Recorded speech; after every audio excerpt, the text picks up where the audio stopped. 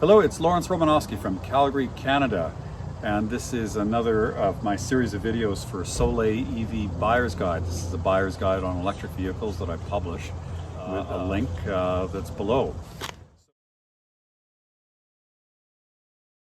Jaguar I-Pace, this is Jaguar's first dedicated all-electric vehicle, BEV. It came out in 2020, so it's a couple years old now. It is one of the very first BEVs on the market. Okay, so let's start at the front of the vehicle. The first thing you notice is this large air scoop, and that's I mean, that's very racy. In some of the racing cars, you know, this would be where the and in this car too, it's where the hot air from the radiator exhausts. It looks functional. It's not just a plastic plate, but that is, you know, that looks like it's coming from a pure race car there. Okay, so on the front of the car, we've got the active LEDs. They shine around corner. They adjust for, you know, focal depth. That's state of the art in lighting technology. We can see those medallions there. That's the ultrasonic parking radar. Headlamp washers, which many cars don't have anymore, so I'm glad to see that. In the windshield of the Jag, we've got a lot going on here, and it looks like we've got twin cameras. So these are going to do everything from pedestrian detection to picking up the white lines on the road for lane guidance, and then that information is fused with radar to come up with your adaptive cruise control, your pedestrian detection. This car will brake to a stop if there's an obstacle in front of it and you're not braking quickly enough. Okay, so that's a combination of camera and radar. And we also have the surround camera. We can see one camera there, and then we've got cameras underneath the mirror, and we've got camera in the back that's right there. Okay, and then so in the rear of the car we've got this very, you know, again, very racy diffuser. Now I'm quite certain that does absolutely nothing, but it looks nice. So we've got the parking radar again. That's the ultrasonic. We have these handles, which are interesting. So when you lock the car, they recess. And then when you want to get in, you press the button and then they pop out, and that's the handle. So that's pretty slick. And the mirrors fold as well. We can see we have the light in the mirror, which tells you if somebody's in the blind spot, which is radar. We've got the charging port. This bit here is the AC. If you pull this out, then that's where you charge for the DC. So it has a CCS combination charger. That's like just about every car that isn't a Tesla has that. If you go in the trunk, let's go in the trunk. Of course, it's power, and you have your button to close it. It comes with this charger. And here is they call that the J1772, so that's the AC bit of it. If you go to the fast charger, it's got the two additional prongs on the bottom. And then this you can plug into any household outlet. You'll get about maybe 1 to 1.5 kilowatts per hour out of that. So, you know, if you drive in this car, you know, 100 kilometers, you're going to use about 20 to 25 kilowatt hours. And so, you know, plugging this in for 12 hours, you're going to get about, you know, 40 or 50 kilometers worth of range for that. Okay. All right. So that's the exterior, and you know, it looks pretty nice, I think. I mean, it's a really beautiful machine. You can see how sleek it is for an SUV, and you can also see that there's a penalty when it comes to, you know, visibility from that. It's not bad, but it's not the same as the Volvo or some of the other more square red cars. But you've got the gloss black treatment on the side blade and the wheels. You know, it looks great. There's just no question about it. It's a good looking car. I think that they just nailed it. Okay, so going around, let's have a look inside.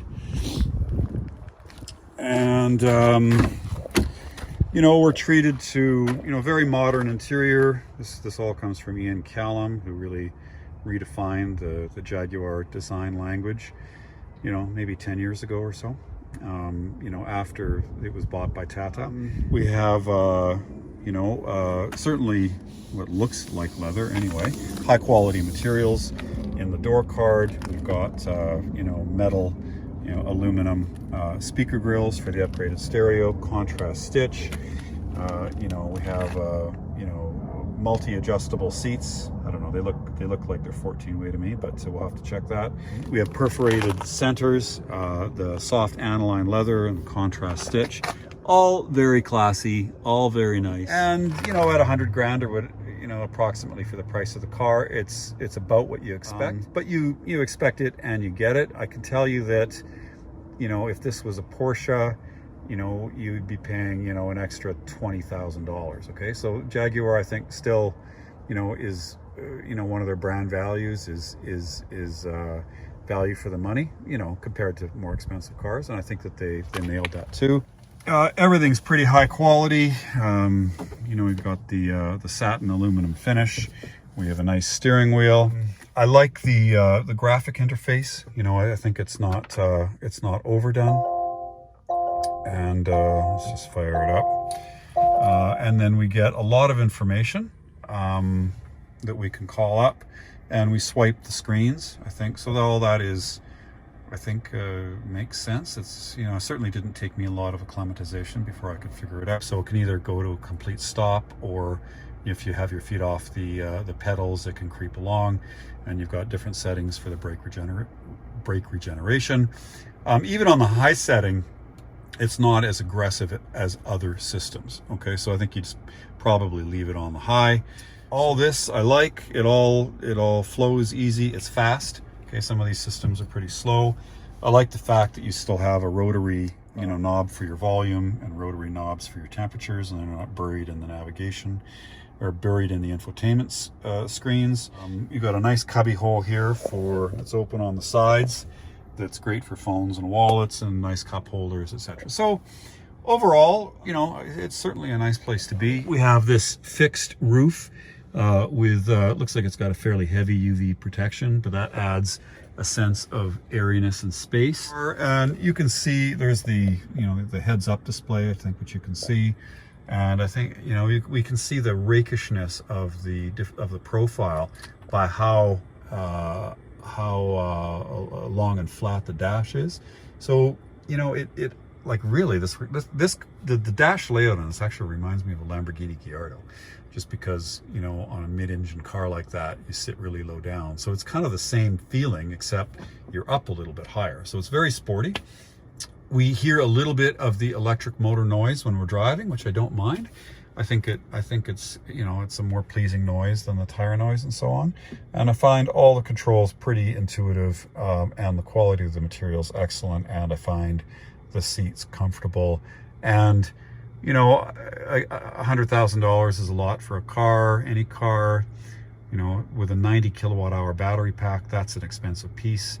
So you kind of expect it. But this car, you know, it feels like a $100,000 car.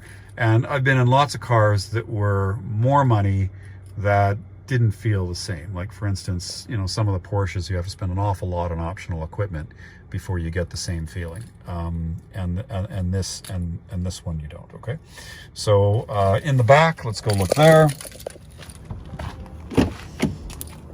Okay, so I'm 6 feet tall, and you know, I've got lots of room. Several inches of headroom, and I've got, you know, lots of room for my knees. Quite a bit bigger than the Volvo I was in yesterday. We got heated rear seats, you know, the usual nets behind the seats. Door cards are nice. You know, the seat bed, we've got the you know, of course, the ISOFIX for the outboard child seats. So there's, I would say that compared to, say, a Porsche Macan, there's a lot more room in here than a Porsche Macan. Compared to a Porsche Cayenne, Cayenne's slightly bigger, so it's kind of like in between both those cars. Air vents on the pillars, that's actually, from from a manufacturing standpoint, not the easiest thing to do, so it's expensive to do that. And so we see them there. In the back, we've got lots of room. Of course, the parcel shelf pops out, and we can fold the seats fairly easy, and they fold basically flat. I mean, there might be like 1 degree there. So you have a 60-40 split on the rear, and then we've got a pass-through and nearly flat folding seats, okay? So lots of room for a bike in there, and you know, you could put, you know, 2 child seats in the back, or you could put, I think, 1 child seat in the middle and then 2 booster seats on the rear. So I know I could get the, you know, for my 4, 6, and 8-year-old, I know they could fit back there. We have nice wheels. These are all season tires, which I'd recommend. I'm sure you can get performance radials if you wanted them, but I don't think you do. And there we have it. I have to say, it's just a really stylish, a really stylish machine, and one that I'd certainly be more than happy to own.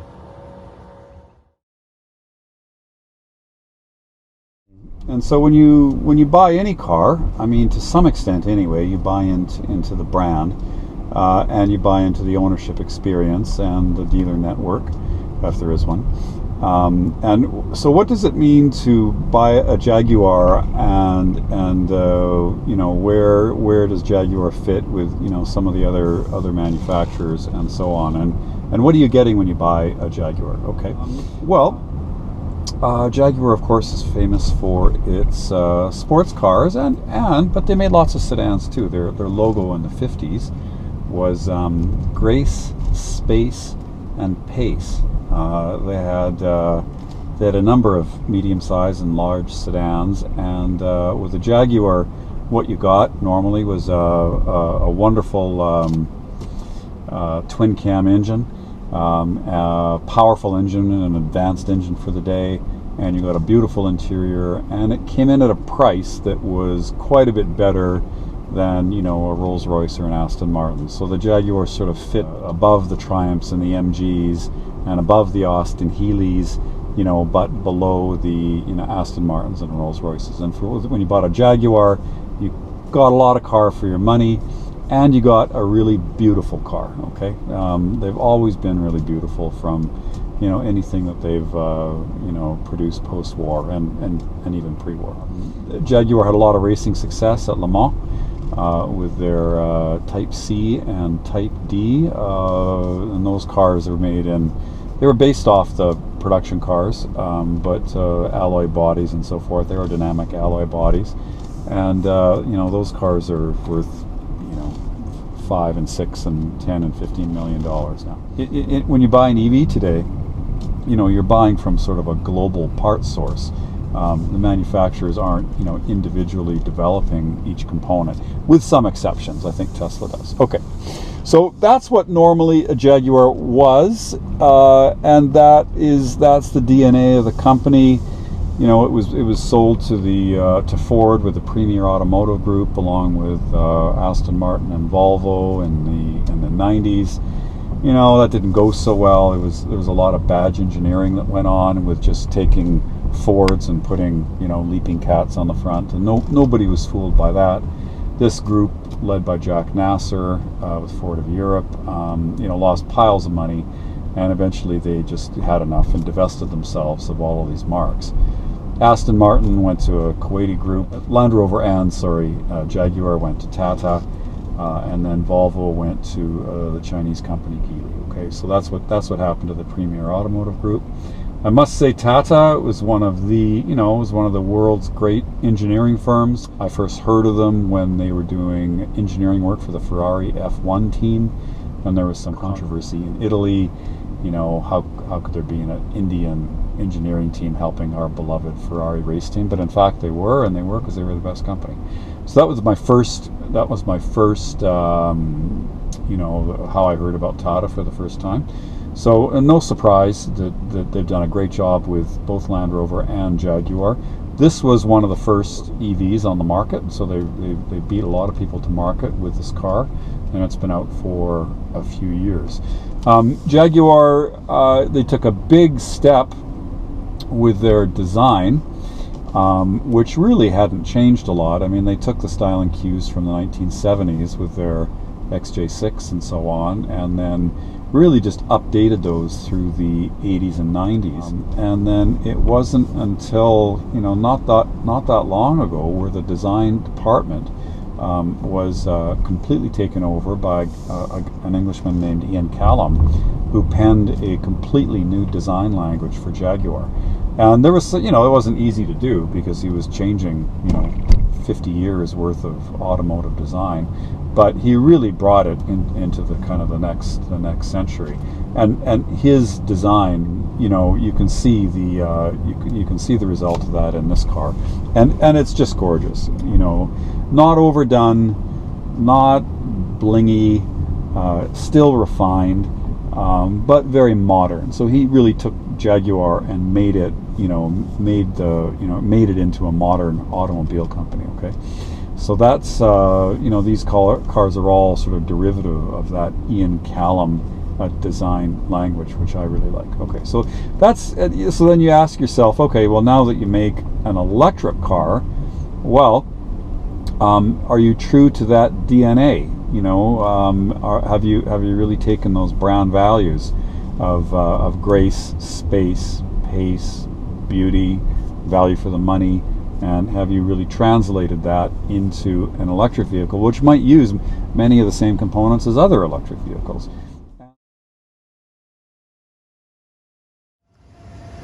Okay, so we brought the Jaguar to the Electrified Canada station, and there's two of these in Alberta, one in Calgary at Deerfoot City, that's Deerfoot and 64th Avenue North, and there's one in Canmore. There's about 25 of these stations throughout the country. There are none between Alberta and Ontario, so it's just Calgary and west out to Vancouver, and then Ontario, Quebec, and maybe I think just Ontario and Quebec. So these are the twinned with Electrify America. These are the highest powered chargers there are, and they're similar to the Ionity ones in Europe. Of course, they go up to 350 kilowatts, although that one doesn't work. It didn't work yesterday either. This I-Pace is rated only to 100 kilowatts, but when I went to the other charging stations, the 350 kilowatt station at Petro-Canada, I only got 50 kilowatts out of it, despite it being rated for 100. And for this one, let's see what it's giving us now.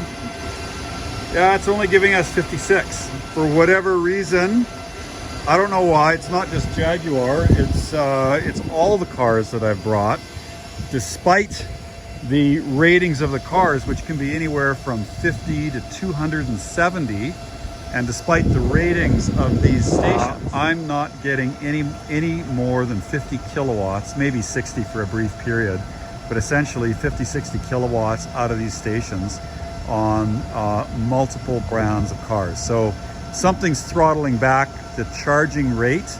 My theory is that it's the manufacturers who really want to keep a close eye on battery health and temperatures and so on before they allow the full power to be unleashed. And you can see that, I mean, this cord here, liquid cooled, will do a whole lot more than 50 kilowatts.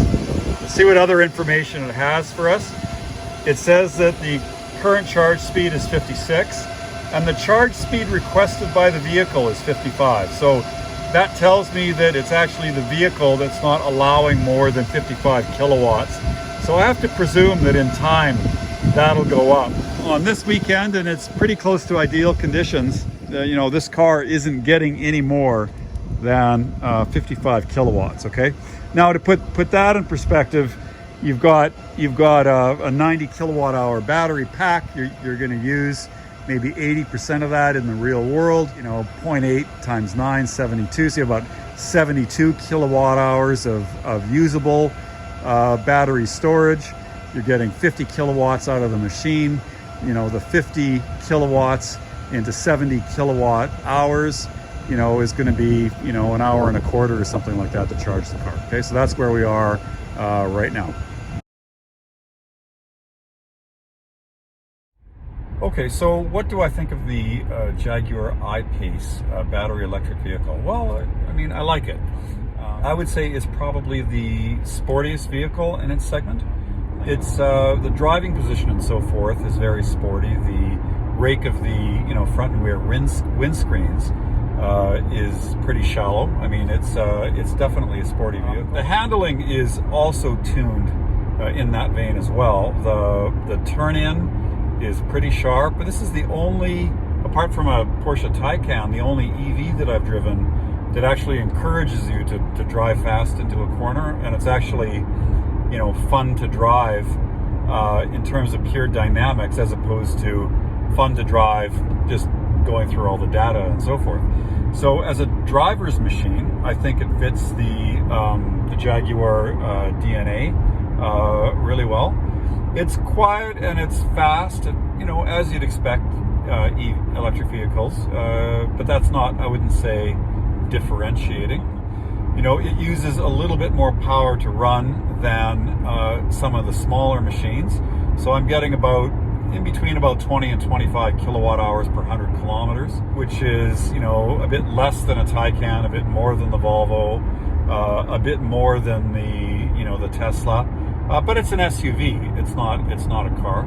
Okay, so you sort of expect that, and it's tuned for, I would say, the driver. So it's not, you know, the most important thing when they built this car wasn't range. It was, you know, the whole driving experience. So I think they've succeeded in that.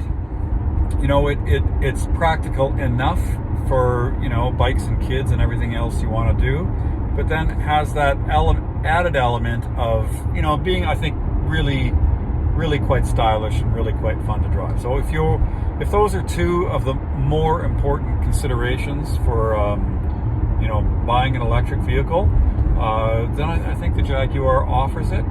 It's not cheap. You know, they're about $100,000, but anything with a 90 kilowatt hour battery is going to be expensive, just because the battery costs so much. So with the 90 kilowatt hour battery, you know, you might, like I said, you'll probably use about 80% of that in the real world. That's 72 kilowatt hours. You know, the car uses probably, you know, about you know, 22, 23 kilowatt hours per 100 kilometers, and that gets you to the same 300 kilometers of real world range driving in Calgary. You know, some of the smaller SUVs get that might be a little bit lighter, a little bit smaller, but then have a smaller battery pack.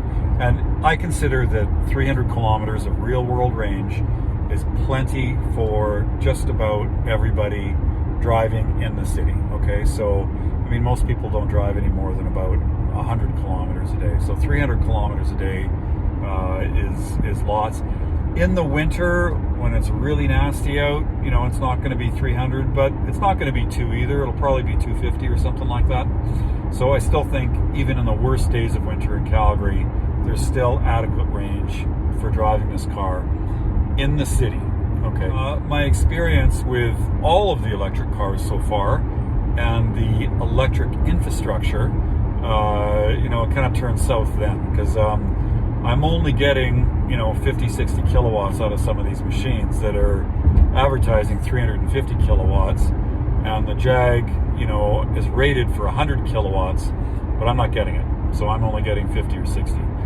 I don't think I'm alone either. So for whatever reason, that's all that the high power chargers are putting out, and that means that the, you know, the chargers in the shopping centers and so on are putting out the same amount as the big chargers out, you know, for Petro-Canada and Electrified Canada. So that really curtails your long distance traveling ability.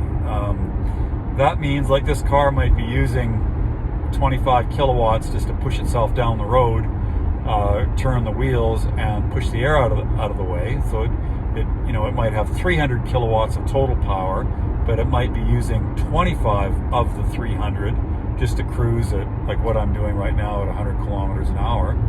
and then it only charges at 50 kilowatts. So it's expending its energy at 25, replacing the energy at 50.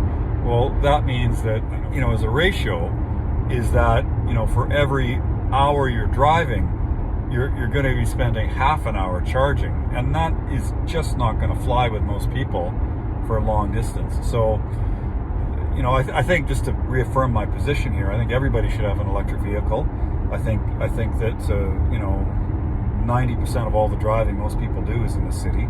I think that everybody should have an electric vehicle and a solar array on their roofs to generate the power for it. I think that's the way that we can all achieve our climate goals.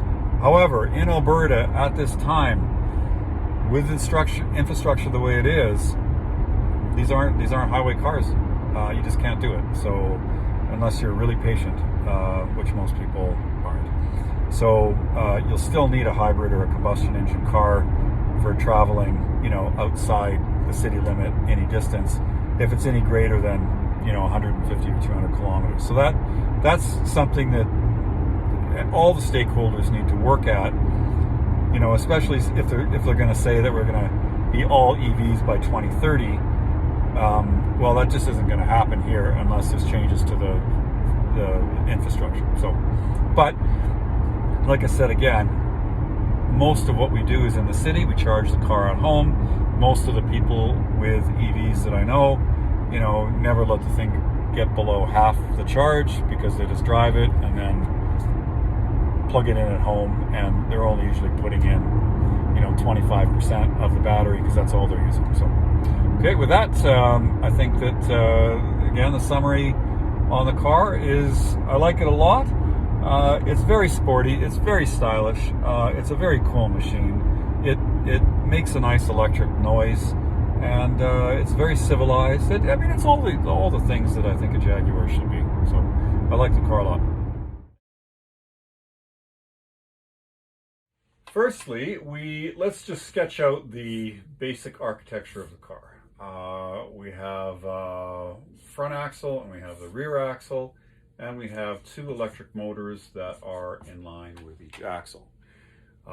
This gives the vehicle all-wheel drive, okay? I think that makes sense for everybody. It's about 300 kilowatts, which equals about 400 horsepower.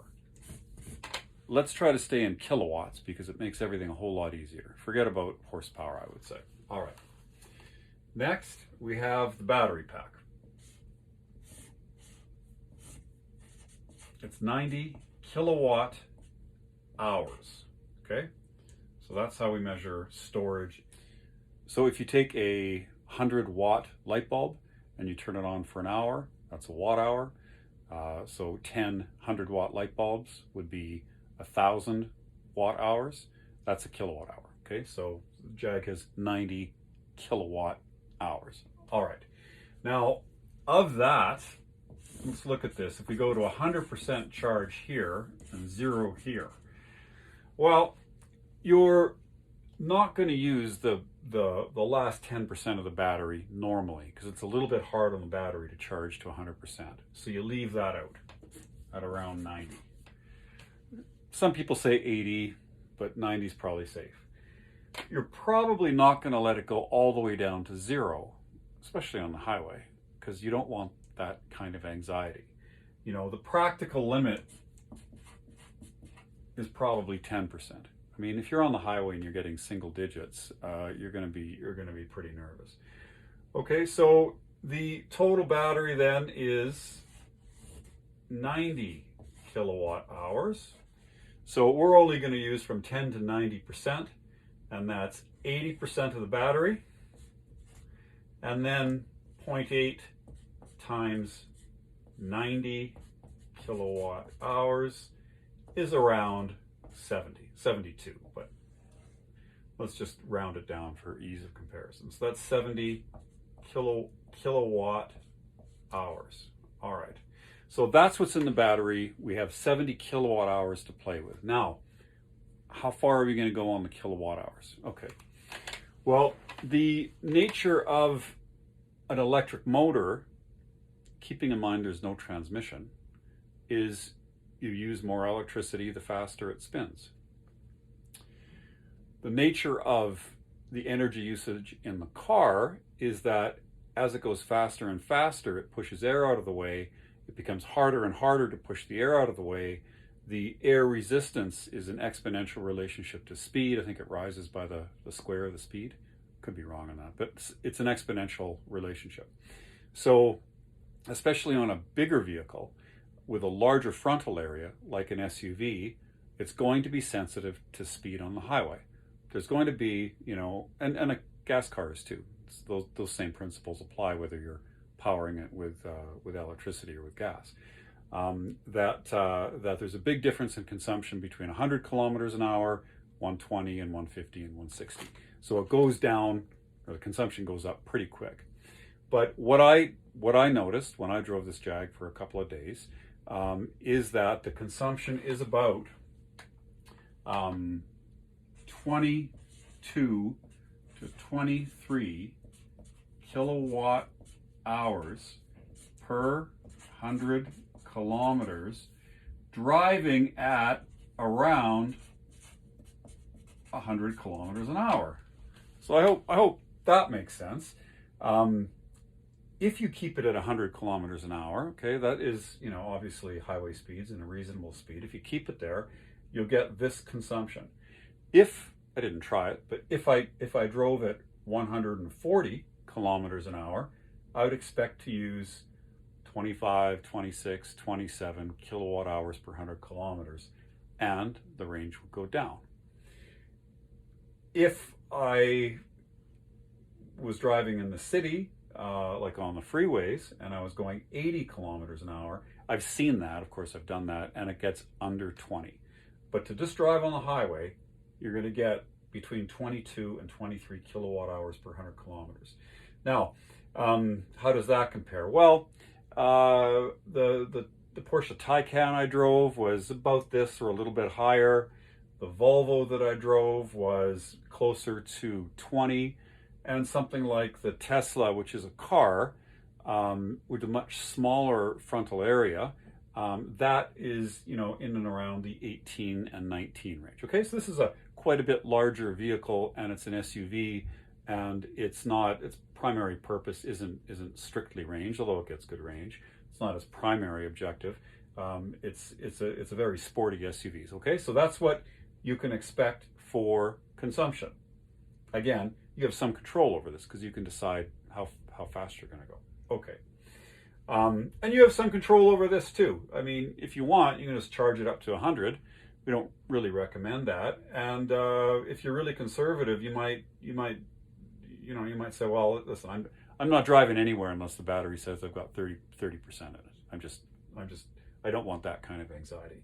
So then your range is 30 to 90 or 60%, and 6 times 9 is 54 kilowatt hours. Okay, so you have some control over. Obviously the battery is a certain capacity, you can't go over it, but you have some control over how much of this battery you're going to use day to day, and you have some control over, at least on the highway, of what your consumption is going to be. All right, this car probably more than others would be sensitive to highway speeds, okay, because it's a bigger vehicle. All right, so we've got, let's say that we take, just take 22 for argument's sake, and we do, 70 kilowatt hours divided by 22.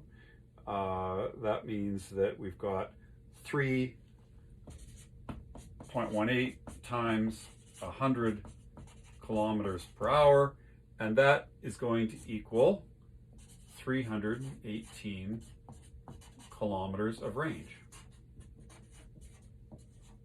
Okay, again, if you fill up at 20%, not 10%, it's going to be a bit less. If you go a little bit faster, it's going to be less. If you go a little bit slower, it's going to be higher. In the winter, you can probably take 20% off that. Okay, I don't think it's more than that, as long as the car is plugged in and you're not starting it and the whole car is 30 below. As long as you're plugged in and it's warmed up before you start, you know, it probably won't be any more than about 20%. So that brings it down to around 250. This is the range that I can confidently, in Calgary, confidently say that you'll get. Now, most people, you know, put 50 or 100 kilometers a day on the car. They drive it home, they plug it in, and you know, you'll never get below 50% of the battery. If you're on the highway, though, you have to be a little bit more careful because, you know, the rate at which you can charge it is dependent on the charging infrastructure and the station that you use. Okay, so let's talk about charging now. That's range. Okay, so we have this battery pack, and we're normally going to put 70 kilowatt hours in it. All right. We can do this two ways. Most of the time, you're going to be doing it AC from the home. Your home takes AC. AC is what the big power plants generate. It's in all the high tension wires. AC comes into your house at 240 volts. Every house gets 240. Okay, that's the service that the city provides. It was 220 in the 60s, but it's 240 now.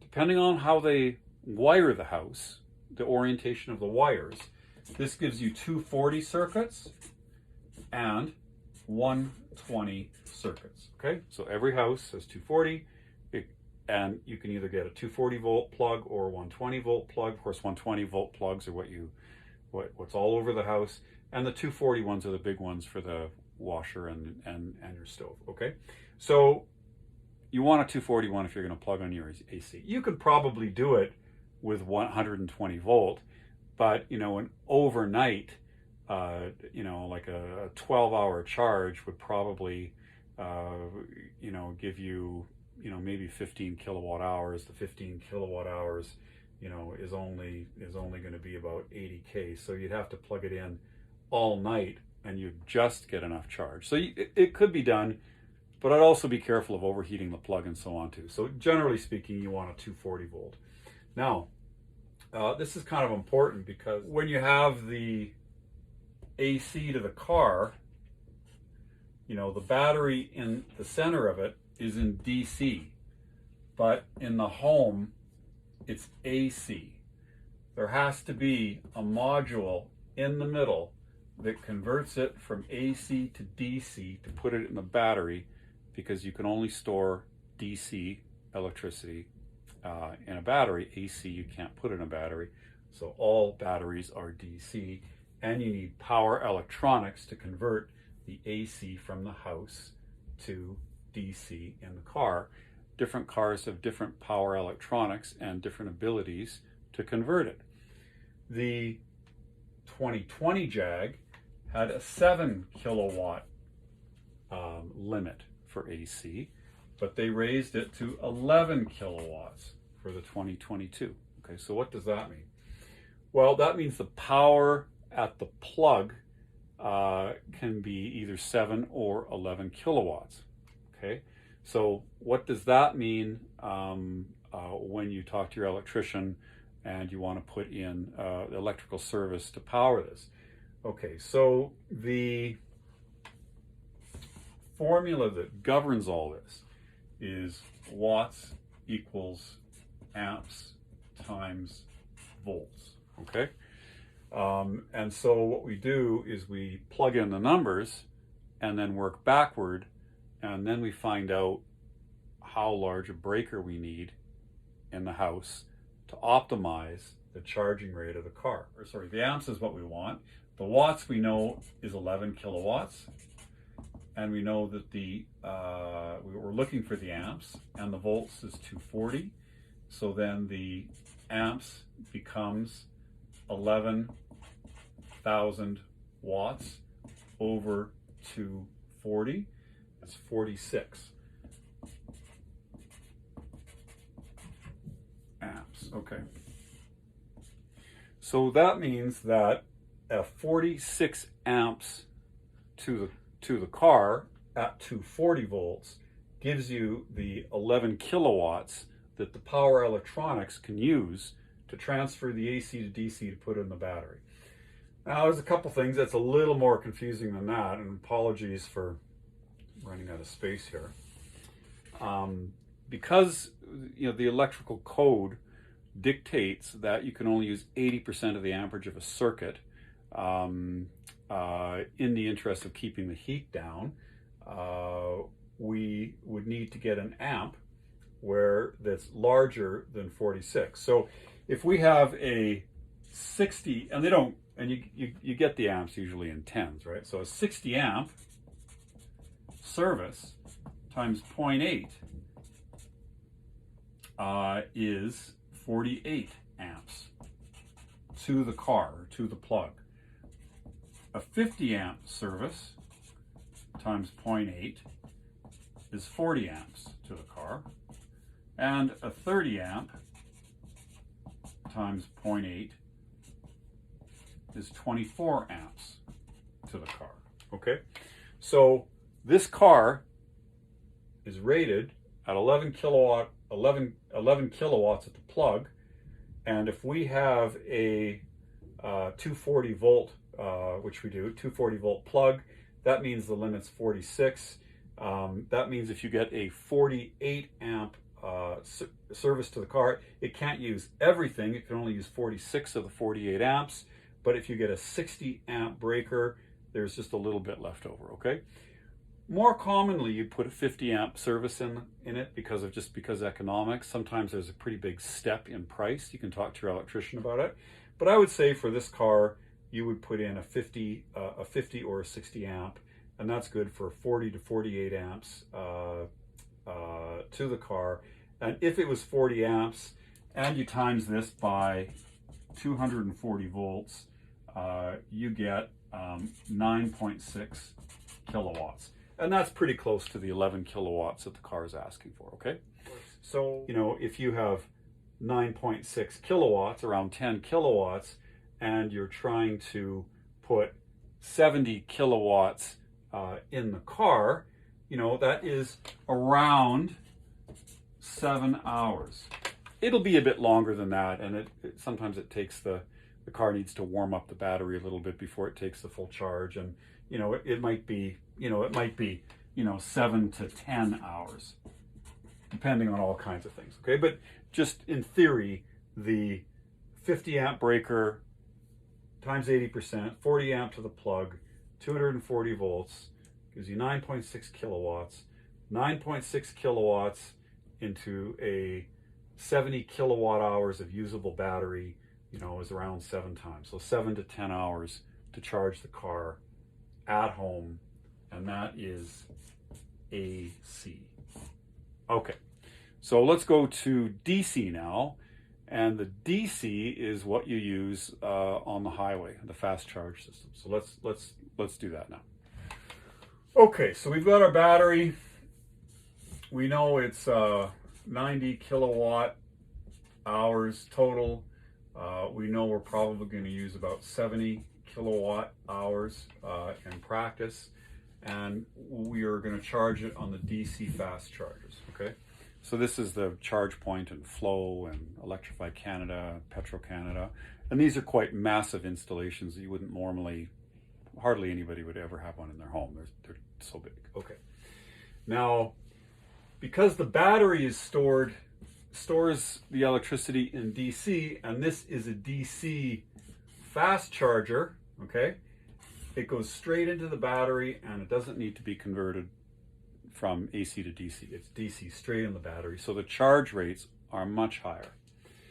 For instance, in the previous slide, we have in the home, we have 11 kilowatts. And, with this car, maybe about 10 hours, let's just call it, okay? And that's at home at AC. Well, with DC, the rates they start at about 50 kilowatts, and they go all the way to, as high as 350 kilowatts. In theory, and there's a big difference between theory and practice. Now, the car will still have a limitation as to how much DC that it can take. Cars can take, I've seen 50 kilowatts for like a Chev Bolt is the maximum. The Jag is 100 kilowatts. I've seen some other cars at 125 kilowatts. The Volvo I just drove was 150 kilowatts, again in theory.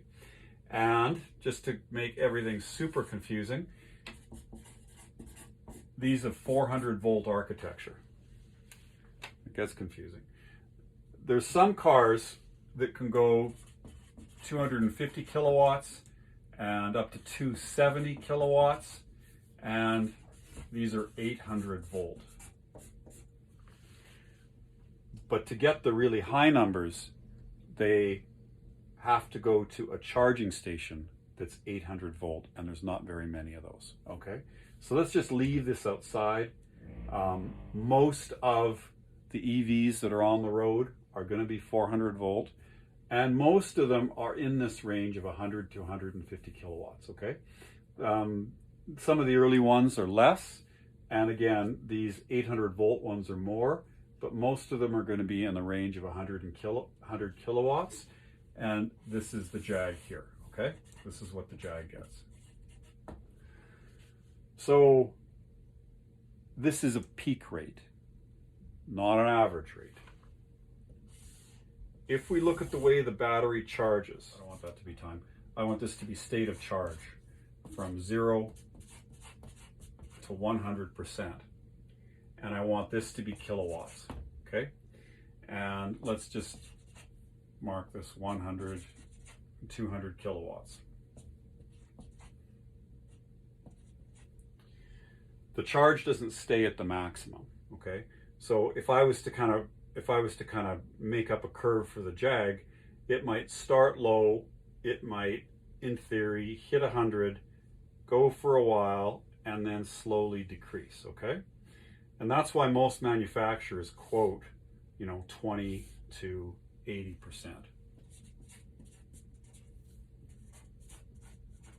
Because this isn't a flat line, okay? It starts out charging fast and then it decreases. These curves can look, I mean, there's some curves that look like this, that aren't really curves, okay? There's some curves that are reasonably straight.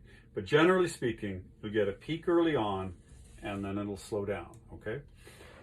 So just because the peak rate is 100 kilowatts, you can't just divide 100 kilowatts into a 70 kilowatt battery and expect it to charge in under an hour, okay? And it just doesn't work that way. What I've experienced with the Jag at a DC charge station is I'm getting 50 kilowatts to 60 kilowatts average, okay? And so when I put 50 to 60 kilowatts average into a 70 kilowatt hours of usable storage, that would mean that for 80%, I'm looking at, like 1 hour to maybe 1 hour and 15 minutes. Okay. If you wanted to charge it from, 10 to 90% at, depending on what it is, if we got an average of 70 kilowatts here, and you want to put in 70 kilowatt hours, it would take you 1 hour. So a little bit more than an hour to get the 80%. And that's what I found in practice with the infrastructure in its infancy. I expect that to get a little bit better.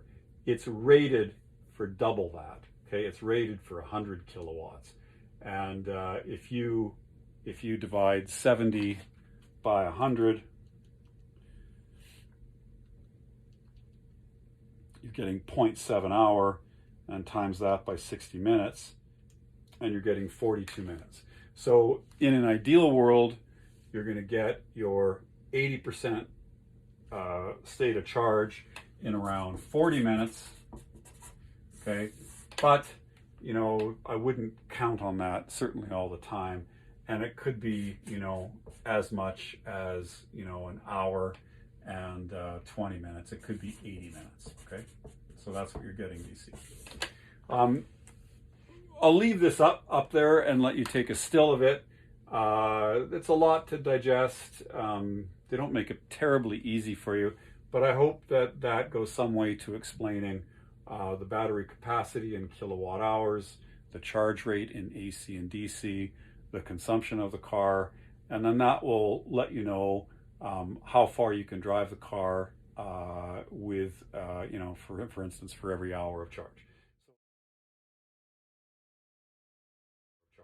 So I hope that was helpful.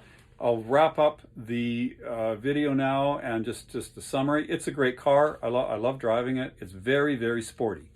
Most EVs are not oriented to be sports cars, and most SUVs are not oriented to be sports cars. So the Jag was a really nice surprise that here was a car with excellent turn-in, excellent grip. The handling was very fluid. The computerized air suspension goes a long way to making that happen. The ride wasn't harsh. It had a great ride handling balance.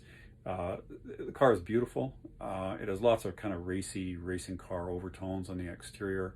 The interior layout is great. Dash is beautiful. High quality materials. Good. It has good graphics and good information that's provided. It's a quality piece, and I enjoyed every minute of driving the car, and I think it's a great car. It's quite a bit different than other SUVs. It's, you know, certainly miles different than a Tesla in every way, and different than the Volvo, and different than some of the other SUVs. So really it comes down to your preference. Do you want a sporty SUV that's electric? And if you do, it's a great car. So I really enjoyed driving it. I'd certainly love to have one. And I hope that this video was helpful. Thank you very much.